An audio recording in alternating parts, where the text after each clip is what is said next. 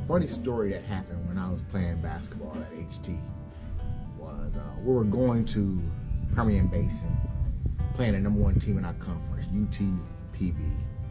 They had the #1 player in the conference on their team, future MVP, and you know, they were a pretty good team, and we weren't.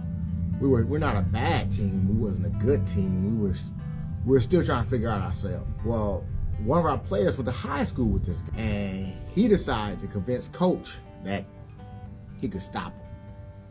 Now this player, I ain't gonna say his name, but you know, there's players like me who thought, you know, I should play a little more. There's players who didn't play, and then there's him.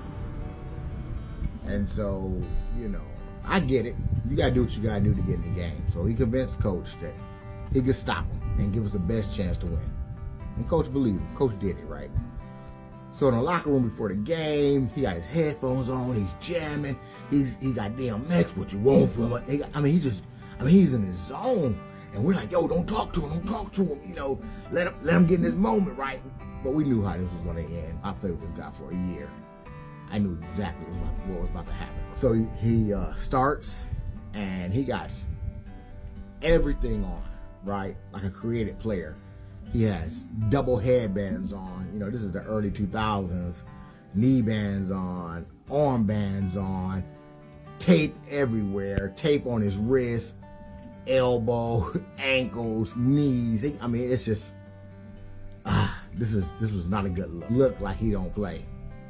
And by the end of the game, 44 points and an L later, he convinced everybody else that he couldn't play. And he's walking back to the locker room, shaking his head, got his head down like he let us down. Man, he didn't let us down. We knew what was about to happen. It was our coach.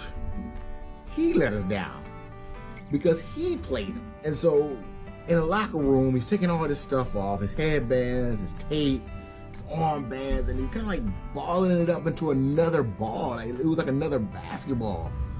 And there was a trash can like right next to him. And I mean, he could have just taken that ball he created and just dropped it in. But he decided to shoot it and miss. And our teammate Doug said under his breath, like, no wonder you don't play. You know, that stuck with me forever. You know, to this day, I would never forget that. I know Corin hasn't forgotten that either.